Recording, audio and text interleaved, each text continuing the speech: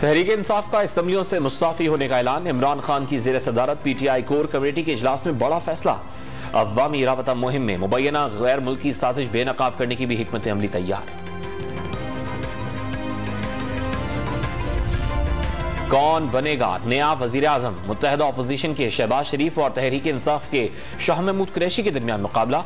कागजाती नामजदगी मंजूर। कौमी असम्बली के इजलास में कल दोपहर 2 बजे चुनाव होगा।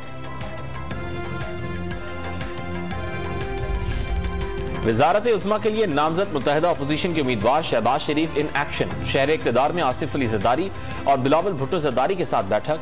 हुकूमत साजी के मामलात पर मुशावरत। नून लीगी सदर की PDM सरबरा मौलाना फजल रहमान और BAP की क़यादत से भी मुलाकातें।